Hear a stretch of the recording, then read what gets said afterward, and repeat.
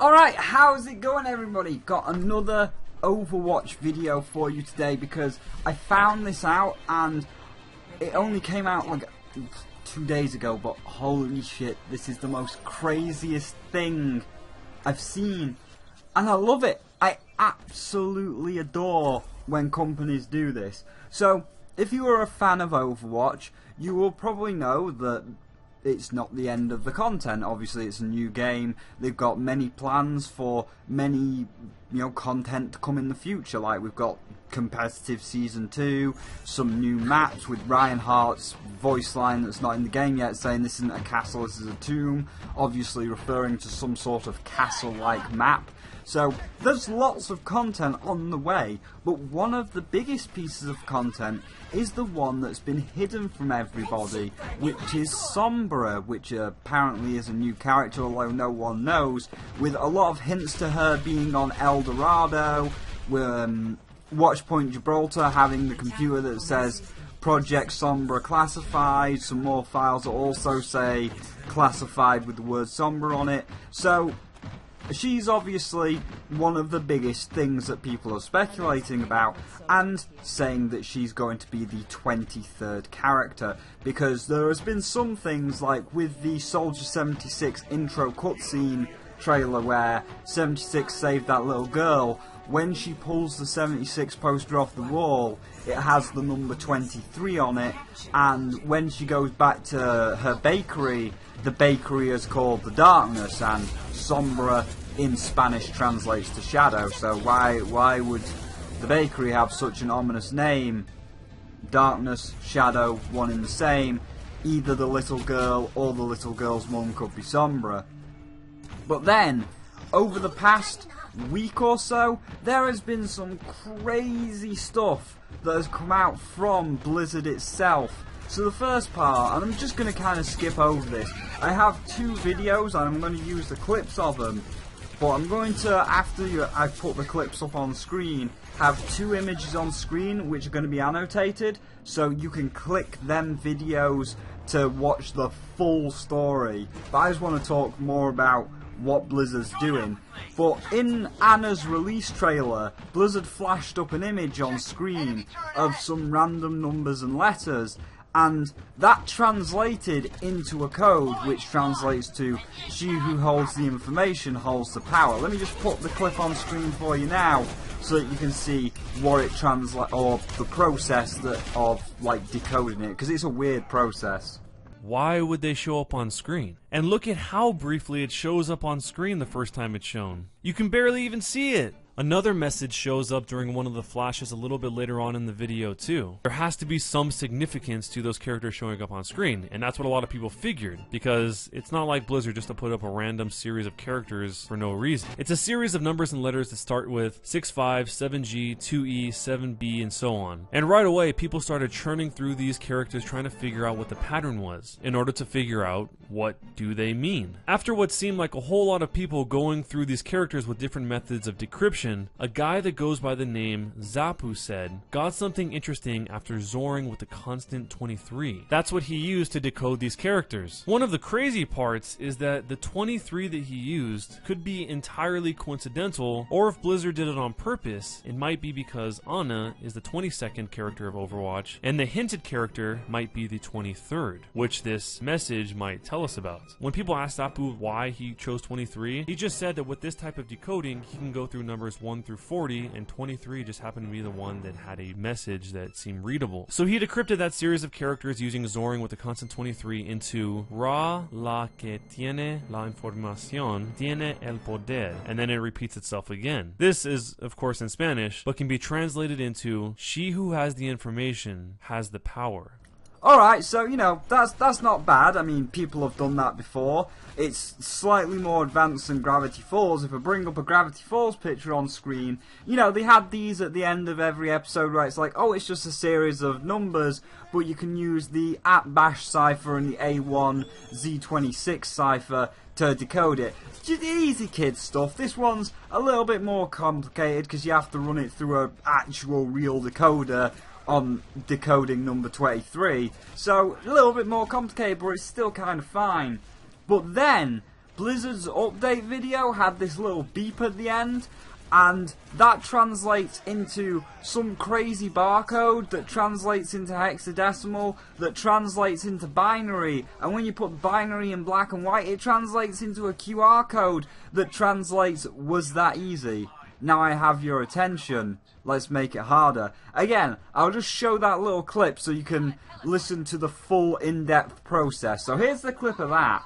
Which maybe could have just been a stylistic way to end the video, or another code. Does it go deeper? Upon first look, it really doesn't look like anything. It just seems like the beep, the video's over now kind of outro. But it does go far deeper than that. Someone that goes by Blinry was eventually able to decode it via these steps. Firstly, they paused the image and cut out all of the vertical barcodes from this frame. Then, running them all through the online barcoder in order to discover that they are code 128 encoded. They then realized that those were hexadecimal numbers and converted them into binary, which are the ones and zeros here, and printed them so that the numbers from the nth line form in the nth column. This was Blinry's Ruby code, which resulted in this. After manually reformatting some of it, right justifying the last line and cutting it into 3 columns below one another, they colored the ones black and the zeros white, which gave them a QR code. How insane is that? A little beep beep bop on the screen was freeze framed, distilled, ran through a barcoder, converted the hexadecimals into binary, colored the ones and the zeros different colors, all to see a hidden QR code. This is absolutely insane. Apparently, it was Zapu, the same guy that we mentioned earlier, who had the idea of looking for patterns in the binary, and Six that spotted the QR code markers. So what does the QR code say? It reads, once again, in Spanish. So brace yourself for my epic Spanish skills once more. Estuvo eso facilito, ahora que tengo su atención, déjenme se las pongo más difícil. Which translates in English to, was that easy? Now that I have your attention, let's make things more difficult. What? Was that easy? No, that wasn't easy.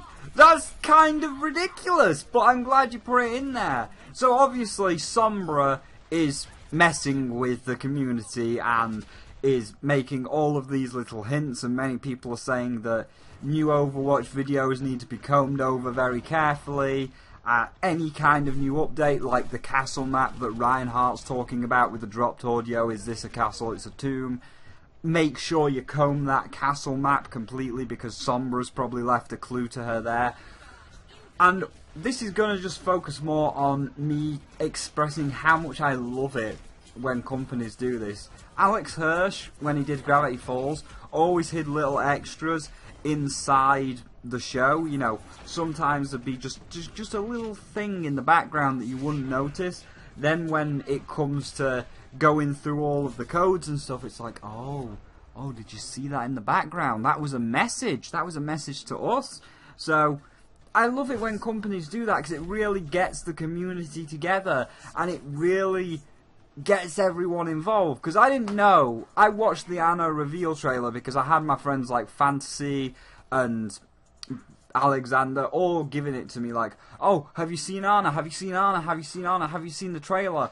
I watched the trailer and it flashed up, you know, you saw the numbers flash up, but as this guy says here, yeah, it only flashes up for a second. I wasn't paying attention. I didn't even see that. I just was like, yeah, that's Anna, that's cool. I can't wait to play as Anna on the Let's Play. I've still not touched it yet. I want to do a completely blind for the Let's Play, because it's going to be a lot more fun to try and go in blind as Anna.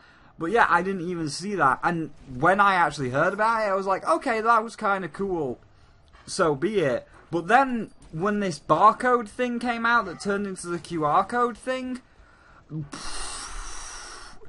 that's crazy. And now, I'm actually wanting to get involved in this. Like, I keep checking Blizzard's YouTube channel every couple of days now, just to see if they've got a new video. I'm combing over it, and I'm looking for these forums, because I want to get involved in this little hunt. I want to get involved in the search, and I love when developers do this type of thing, where they either put something specifically in a game which isn't meant to be there, but you can find it, or you can go like onto their videos and find a hidden clue to content they may be coming up in the future. Like, 2 examples of this. One is my own experience with Spyro the Dragon 2, where if you go to Dragon Shores and you screw around with the cutscenes, like in the theatre, if you screw around with the opening cutscene, you can get dropped down into the opening cutscene. Like, your model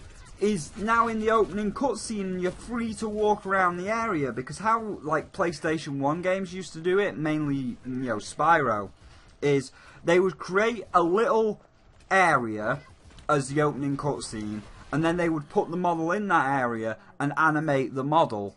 And like with the opening cutscene, you have 2 shots. So you have myself looking at Sparks saying, oh, it's a shit day, it's raining, we need to go somewhere warm. And then the camera flips over, so it does like a 180 really quick to the portal of Dragon Shores, flip back to me going through the portal. That's it. That is the entire thing. So you only get 2 shots. You get the shot of the portal and a castle in the background, and a shot of me with just like a couple of trees in the background. So they're the only 2 shots you get. But if you mess around with it, and you get into that opening cutscene, it's a full-on circular area with like trees and a little lake on the side and a well and stuff.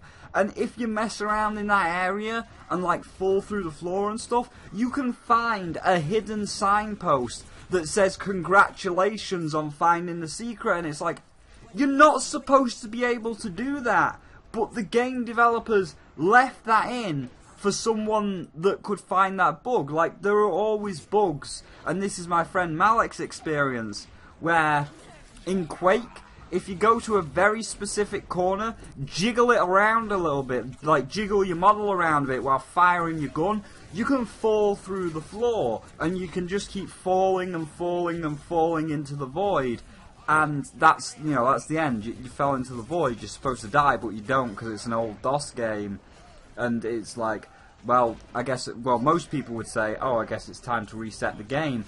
But if you wait 3 minutes and you don't reset the game, you fall so far that you land on a platform and you see a little picture of Dopefish. I'll put him on screen in case you don't know what it is. It's from one of the earliest games that the Quake guys made. But you see a little picture of Dopefish and a little message that says, you found this stupid secret, now try and get out of this mess, because obviously you can't get out of it, you've got to reset. But you know, they put that there because sometime, somewhere, someone's going to accidentally fall through that corner, and then when they actually find that, they're going to try and replicate it. Then they're going to start jiggling around in that corner and do it every time. And even though that's a bug, like, that corner isn't rendered. We're using the Quake one now, but that corner's not rendered. That corner is not properly programmed, and it's probably very easy to fix. Like, just make the walls connect a little bit better, or change one line of coding.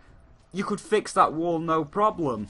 But they left that particular corner buggy on purpose because they knew that some people would find it eventually, and you would eventually get to that secret area. Or I've heard in Quake 1, like, if you cheat your way through a certain wall, you can find, like, the developer's severed, like, his head's on a stick and he's decapitated. But you can find the developer's body behind a wall that you can't normally get to. You have to use cheats and put no clip on. And I love when developers know that the players are going to get together and fuck around in these little buggy areas and find all these secrets. So Blizzard doing this, where they know that someone is, even if it's just one person, they know that one person's going to find the little hidden barcode or those numbers that flashed up in Anna's trailer. That one person's going to share it to Twitter, then everyone's going to start working on it. All of the coders are going to start cracking the codes. All of the little supporters like myself, because obviously I'm not NW player, I can't hack, I'm not some sort of crazy man that can turn a barcode into hexadecimal and line the nth number up with the nth column to get a dual thing to turn into binary. No, I'll be honest, that one is way, way beyond me. But just to be in that forum and just offer support, like, oh, maybe try this. Like, I can't do it, but for example, there was one guy that turned it into binary, and then the second guy in the forum was like, what happens if you paint the ones white and the zeros black? So it was, you know, several different guys, and that other guy, he didn't know how to hack. He just provided the idea of what happens if you did paint the ones white and the zeros black. He can't hack, but he provided the idea, and that idea actually works. So even if you can't hack and you're just a supporter like myself, it's great to go into them forums and just join in on the fun and just offer ideas like, would this work, would this work? And when you see it, because we had this with the Binding of Isaac, I'm a big Binding of Isaac fan, and, you know, when the greed machine was broken and it could only go up to 107, there was the 107 mystery because half the content was apparently locked away and you had to figure out how to get the Holy Mantle on the Lost. So even though it wasn't as big as this Blizzard one where they've gone through all this crazy coding, there was still like a little community that were trying to solve the 107 mystery. So I love when that sort of stuff happens, and Blizzard have done it so well, because it's like they hid it not too in plain sight. You know, the Anna one, it was a quick flash, so someone's going to notice it, but it wasn't exactly in plain sight.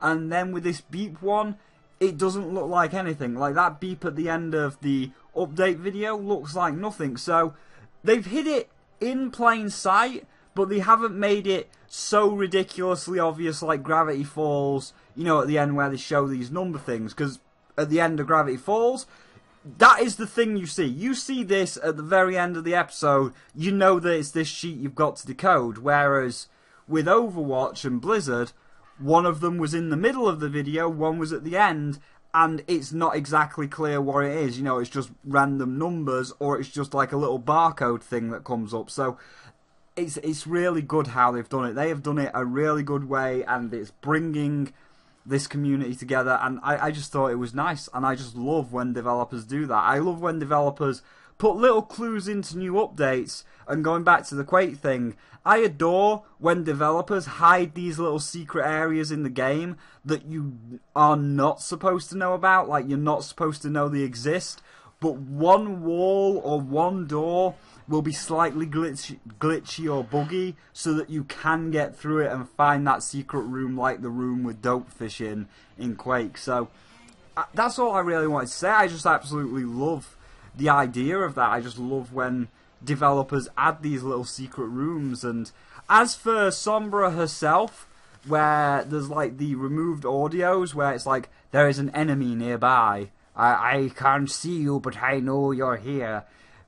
So she's potentially going to be invisible, you know, and it's not saying, Sombra, I know you're here, it's saying, I can't see you, but I know you're there, or there is a enemy nearby, making it very generic. Some people are speculating that Sombra can't only turn herself invisible, but can turn others invisible as well. So, for example, she could turn D.Va invisible. D.Va can just walk into the middle of everybody and then do the nerf this explosion. Obviously, the mech's still invisible while it's exploding, and then they just all die because you couldn't see her. So, that'd be ridiculous, but it'd also be pretty fun. As for Sombra being the 23rd character, I don't think she is.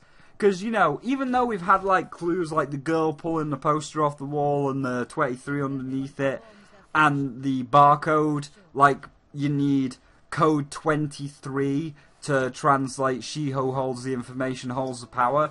While it's all pointing to Sombra being the 23rd character, I don't think she will be. What I think is they're going to mess around with the idea of Sombra giving us ideas and hints and stuff for a while longer and release a different character, because in about a month's time, I can't remember which convention it is because we've just had Comic-Con, I think it's either Too Many Games or World of Gaming, one of them, but Blizzard always has a very big presence there, and everybody is expecting that Sombra is going to be announced next month at the Blizzard convention, and I don't think she is. I think that Diva's sister, you know, we always see her in Hanamura Arcade, and she's got the big metal ring around her shoulders or around her head. I think that the other Met girl, Diva's sister, I know, like, there's no official thing that says she's the sister, but I think Diva's sister's going to be number 23 because they'll want to keep the whole thing of Sombra and giving us all these hidden codes going for a little bit longer than a month. So I think Diva's sister's going to be number 23 as the red herring. Like, all the translations for Sombra will be still using code 23, but Diva's sister's going to be released as the 23rd character as the red herring, along with a few extra maps, and then in them few extra maps, like the castle where Reinhardt says it's not a tomb, or this isn't a castle, it's a tomb, there'll be more hints to Sombra, and then they'll release Sombra as a either Halloween or Christmas update. So that will be interesting to see. That will be very interesting to see. But I just love when they do that, and that's my thoughts on Sombra. But in terms of her message, because you know now I wanna go on these forums and get involved because it's just so fun when you're trying to solve these mysteries together. But yeah, in terms of Sombra's message, was that easy? Now that I have your attention, let's make things harder. Yes, Sombra. Yes, you definitely do have my attention, and I can't wait to see what other messages you have in store for us. So that's the other video for today. I hope you enjoyed this little ramble. What do you think about when companies do this? Do you enjoy when companies hide things in their games? Do you enjoy when they have all these little mysteries for the communities to solve? Please let me know down in the comments section. And obviously, if you're a fan of Overwatch, what do you think Sombra's going to be like? Are you excited for Sombra? Are you excited for Diva's sister, the new maps? And more importantly, this is just a Blizzard, and I hope it finds its way to Blizzard, because you don't have a support group, or you don't have any kind of, like, contact information without me registering on your site, which I don't particularly want to do. Please fix your ranking system. I've asked this several times, but please do fix your ranking system, because one competitive point for winning is just absolute nonsense. Like, it should be 1 point for winning and 1 point for losing and 10 points for winning. Because if you're trying to get all the gold weapons, 22 characters, I worked this out, 22 characters, all requiring 300 points, that's 6,600 competitive points, which means you got to win 6,300 matches to get them all. Whereas, and if it was 10 points for winning, that's still 630 matches you gotta win. So 10 points for winning, 1 point for losing. Come on, Blizzard. I think that's a fair compromise. And also, I can't wait for your Season 2. I've had a little bit of a leaked rumour. It's not confirmed yet. I'll keep you guys updated on it.